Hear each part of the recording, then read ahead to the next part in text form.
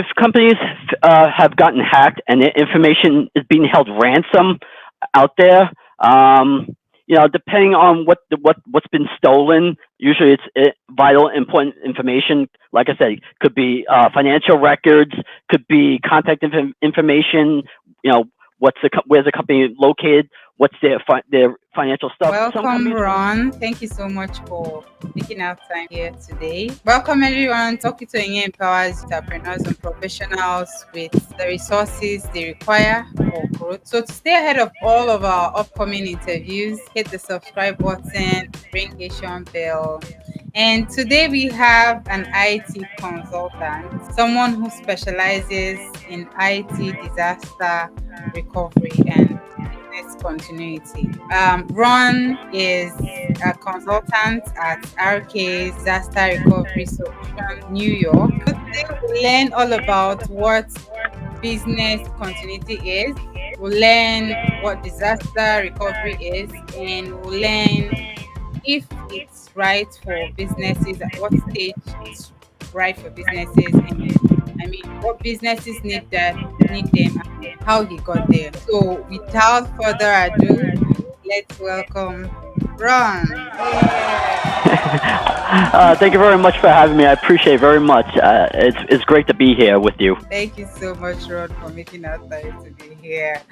So can you please share your journey with us so far? You have a background in tech. All of your life in the tech industry. Can you share that? Sure, great. Thank you. I'll be happy to share my technology journey with you and your audience. So for me, I've been in the IT industry for over 30 years now. Started working when mainframes were real big back in the early 1990s. That shows you how long I've been in the industry. I worked in the mainframe department. Spent a good 4.5 years from there. From there, I went to the actual data center for where all the routers, the servers, all that great stuff that people don't see when they're just working at the desk on the computer and a desk phone. That's where I got exposed to. Actually, that's when my journey started. Where I gained the knowledge, the on-the-job training for it as well. I spent a long time with that company there. I spent over 10 years there. We had a great team of people, great employees, but my internal IT team, we worked great together. We always had fun together. We may have disagreed on a few things, but at the end of the day, we were all one big happy family. Had great supervisors. So that's where I really got my big jump into the IT technology industry. From there, I went on into the healthcare industry. So I was in the IT healthcare industry for a long time as well, and where I continued my journey and where I learned about HIPAA compliances for patients, for electronic medical records, and all that good paperless stuff that we still love to this day. But we still use pen and paper as well, just to jot down some notes and take detailed messages.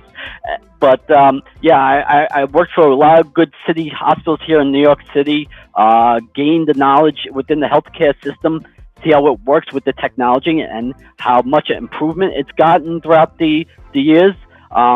After that, I went to work for a nonprofit company, where me going from a financial district, going from healthcare, now going to a nonprofit. So I hit 3 different industries.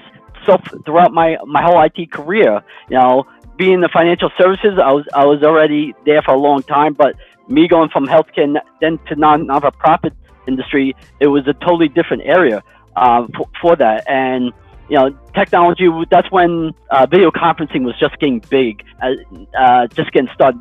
Now it's huge today, and I worked for all these great companies. I was always an employee there within the company, and after a few years with my last nonprofit company I was working for, I decided to take a leap of faith and start my own company, where I was the CEO of a IT and telecommunications firm for a long time. we had a great company. We provided lots of services. We were a one-stop shop for both technical and voice solutions.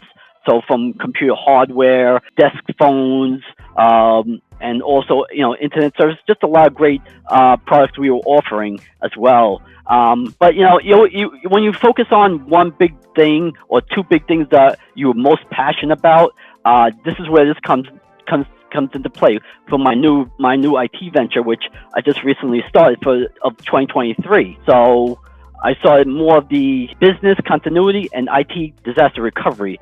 I always felt that it was one of my best passions of all. Besides helping people, great customer service and communication, it's like, all right, where can I put those ingredients into use and stay more focused on the IT industry and just focus on these two areas? And I thought to myself, you always like to help people, and you want to see people recover from their business tragedies.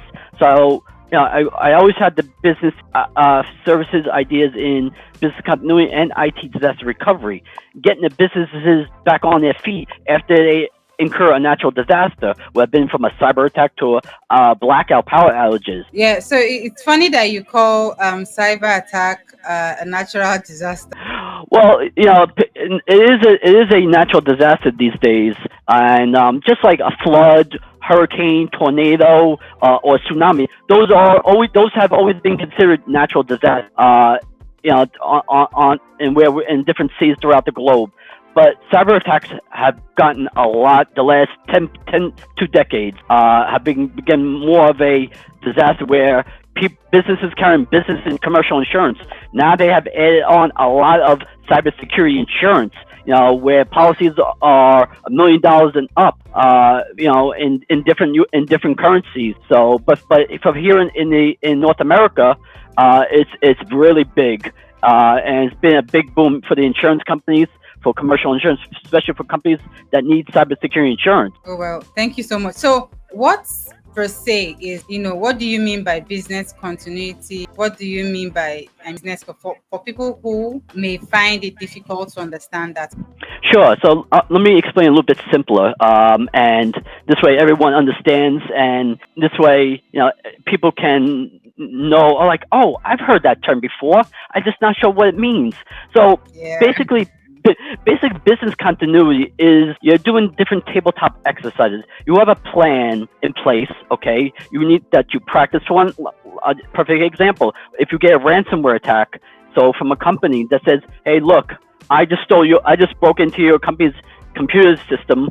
I just came through your company's firewall. I stole all your client's data information from Social Security numbers, financial paperwork, money, contact information, stuff like that. They're holding that information ransom for them to what you would pay them. Now, for this, the business continuity comes into play where you have certain procedures that you need to follow. Okay. From making sure that you do an audit, just an IT audit, just like you do when you do your taxes. You get an audit for that. Similar, but on the technology side, you make sure all the computer firewall is sealed. Okay, there's no holes that nobody could get through or get out or get in. So it's basically you're fortifying that your company's internet security and data security is solid, okay? And you practice these exercises on a consistent basis. Now, some companies do it once a year. Others may do it twice a year. Some companies don't do it at all. And this is what happens, especially in the small and medium-sized businesses, where large enterprises like Dell and similar companies like that, they do this on a routine basis. But they have the infrastructure. They have the number of employees to do it with. Small businesses may not have the internal IT staff. They may only have one person, or they may outsource it, or they may not do it at all. And this is where they're susceptible to doing this, and they're vulnerable for when something actually happens to them. They're like, oh, why didn't I think to do this before? I need to get somebody in this to help me. And when they throw their hands up, and I'm like, why didn't I do this before? That's when it's too late. I mean, this is why I try to educate and help small to medium-sized businesses through this process. And this way, so when it happens, they'll be well prepared for it. Yeah, because it's so funny that once you hear the word business continuity or disaster recovery, it sounds like stuff that medium scale businesses or large scale business are supposed to do, right? But then it's you're trying to tell us right now that small businesses need them, right? So do they need? You mentioned that it's stuff that is done once in a year or twice in a year. How often do small businesses, medium businesses need to put this process? Great question. So, for my professional recommendation, I think they should do it 3 times a year, and I'll explain why. The reason why businesses should do it 3 times a year, they should, once they do the first implementation of this, they go through the process. Okay, maybe we made a mistake. Let's correct this. Okay, we'll make modifications. We'll tweak up our policies and procedures. We'll follow the script for the next round. Okay, all right. We improved on the second time. All right, but we just came across another error. So we go back to our script to see where we lost track. Third time's the charm. They get it right. So sometimes companies, larger corporations, they just do it once and they feel that they're secure enough. Sometimes that's good, sometimes that's bad. But smaller companies that do it once a year or if never, they're susceptible to vulnerability for cyber attacks to happen to them, and for their company's information to get stolen. And if they don't pay their ransom, usually it's in Bitcoin or some other type of digital currency, then their information goes out on the internet and it's made publicized. So, first question: do they get to do it? Do small businesses or medium businesses get to do it themselves? Right? Is it something that's kind of like a DIY or a program, or do they need to hire some expert to do it for them? Well, that's another great question too, as well. Some companies do it on their own. They do it themselves, a DIY, like you just said. They'll have maybe a 1 or 2 person that comes in on the internal staff or the IT, or they may just hire somebody on a part-time basis just to come in when they need them to perform these procedures and services for the company. So yes, they could do it on their own. But let's say they hire somebody or their internal staff has limited knowledge. That's when companies outsource it and they reach out to people like myself to help them through the process. Either they want us to fully manage it 100%, or less. We could split it half and half. Sometimes we just help them with the implementation and support of it, but they run the other internal processes within the company. So it can go either way, depending on how many people there are, what's the knowledge in there, do they have the additional enough resources for it? Right now, I'm thinking about these are preventive measures, right? For businesses that find themselves in a situation where they've been hacked or certain natural disasters, like you mentioned, their businesses. What do you think should be their first goal? If companies have gotten hacked and their information is being held ransom out there, depending on what's been stolen, usually it's vital, important information. Like I said, could be financial records, could be contact information. Where's the company located? What's their financial stuff? Some companies will pay the ransom, and the hackers will release the information back to the company who they stole it from, just to prove a point. Other companies will not pay the ransom at all. So it's a gamble that companies have to take. This is why businesses have this type of cybersecurity insurance, and insures up a lot of money, in the millions of dollars in today's market, whether here in North America or globally. Okay. So at what stage do businesses need to start implementing this? Like, there are early stage businesses that are maybe less than 3 years, and then there are some others that have stayed up to 5 years, and then there are people that. So what stage do businesses need to start looking into getting someone manage their security or business, all these strategies? What stage do they need to?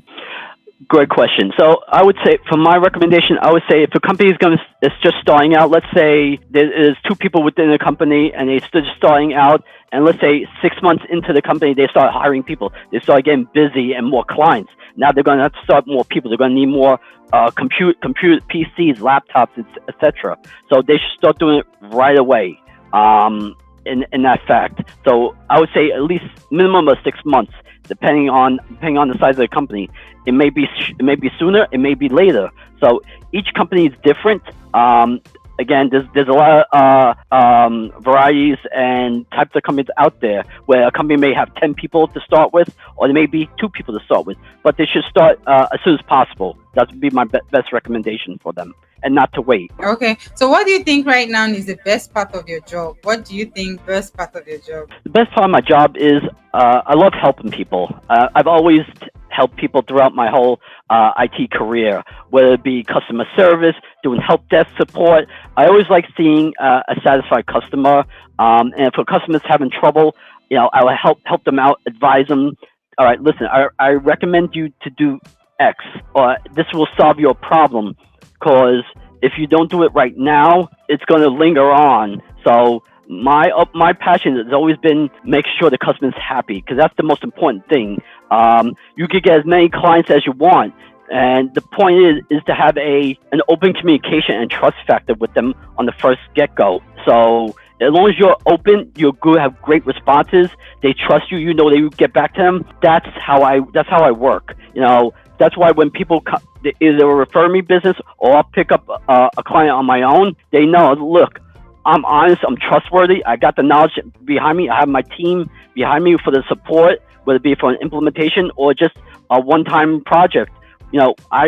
We can handle almost any type of service or project that they want out of us. So I got the people in place. I'm their number one fan as well. Okay. So in your own opinion, what's the worst part of being in tech? Worst part of being in tech.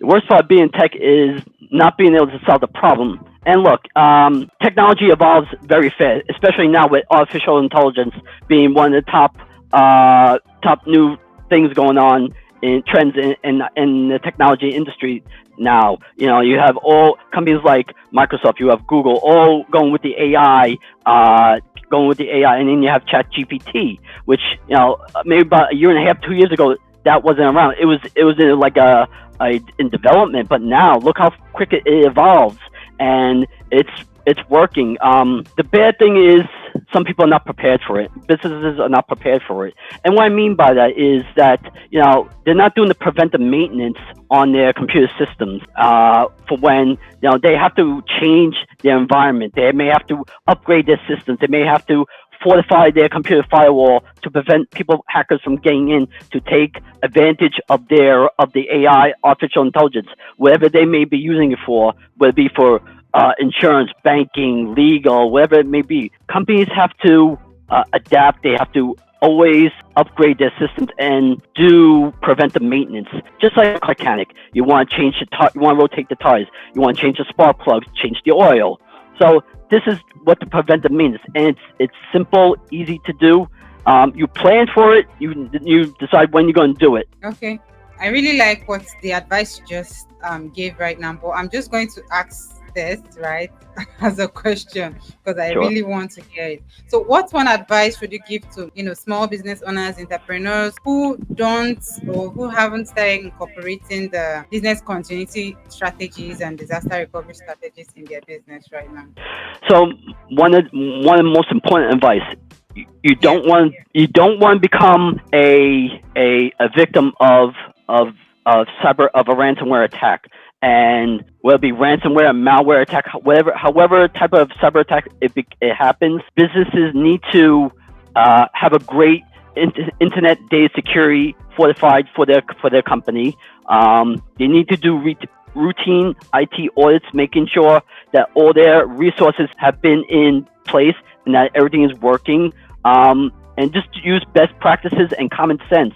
If you're a financial institution or legal law firm, you have information that's very sensitive out there, and if that information gets put out there on the internet, you gotta start calling your clients and letting them know, hey, look, we just got a breach. We just got hacked by this group, and we have to let you know that your private information has been out there. So contact your credit cards or whatever you need to do to secure that. Don't wait. Look, if you need help that you don't have the internal resources, contact me. My information is right there underneath the rolling ticker right there. You can reach out to me, or if you already have someone that you already know, great, use them. But if you need further information, you need some tips, reach out to me as well. I'll be happy to help in any way I can. What is it like working with you, in order to put these strategies in place in their businesses? So great question. So thank you for asking that. So working with me, we build trust from day one. Okay, we have an open communication from day one. You know, we'll respect each other's boundaries. You know, we'll have agreements or disagreements, but at the end of the day, it's collaborating. It's getting the job done right the first time. Okay, we don't want to go back and fix what someone else's mess happened. We don't want to hear, oh, this person did this, this, and this. That's past tense. We want to take care of the customer's problem right then and there. So at the end of the day, we want to get the job right done the first time. And if we have to do ongoing support, then we take care of that. You know, it's building that open communication, having the knowledge and building the trust. Where all right, it's midnight my time, and one of my employees just reach out to me and say, hey Ron, Frank. Frank from ABC company just called me and said his server just got hacked. The information got stolen. We need to get some stuff in place. So that's where my availability is there for these types of customers. I'm available for that.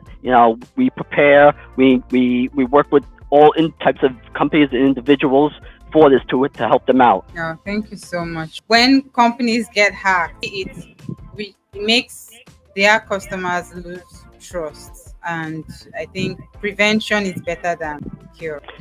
Exactly, Great. and I use the best analogy. If you're driving a car, if you have your car and you do the preventive maintenance on the car, like I said before, you change the tires, make sure there's air, make sure your engine's running, you have gas in the car, you change the oil. You do these simple things. You keep your car running, right? If you're on a highway, you're traveling somewhere, you don't want to be that car that's stuck on the side of the road, or it's just sitting there waiting for someone to come help you. In that case, you don't want to be that. And this is where it's the perfect analogy. This is why I use this in business. You do these preventive maintenance procedures, okay? And each business is different. There's no cookie cutter type of business. Each business is different. They have their own type of ways they do things. So we are flexible in that area. So we work with what they have, whether it be a simple environment to a complex environment. So, but this preventive maintenance procedures can be worked in any type of business, regardless of what the company does and how they do things. Thank you so much. So before we end our episode today, I would just like to ask one simple question.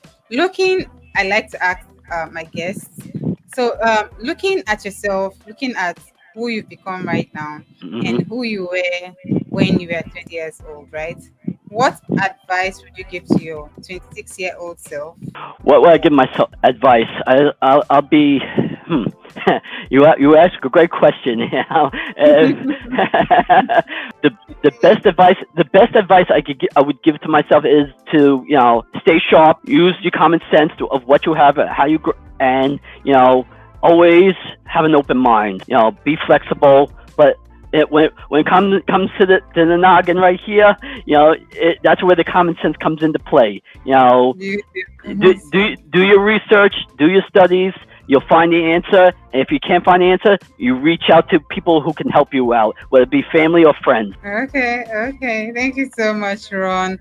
I really enjoyed this episode. You had a whole lot of things to say, especially about cyber security for businesses, especially businesses who are small businesses. I mean, people always think that cyber security is just for big, large corporations. Thank you so much for what you do. So people who want to reach out to you, who want to know, who want to put these strategies in place, can go to your website, right? And can also contact you on LinkedIn, right? Yes, that's correct. Yes, Yes, that is correct. So you see my website on the bottom of the ticker right there going across. They could contact me on LinkedIn, like you just said. I offer a free consult to whoever contacts me on LinkedIn at no charge to them. It'd be a 15-minute call, virtual call. If they're locally here, me, I can meet them in person, so it's not a problem. I'm flexible in any way. They also email me, info at ronclink.co as well, and I will respond to them if they want to email me instead. Thank you so much for taking time out of your busy schedule today. I'm really grateful and I appreciate your time. So thank you all, everyone, and have a wonderful day or night wherever you are. Thank you very much.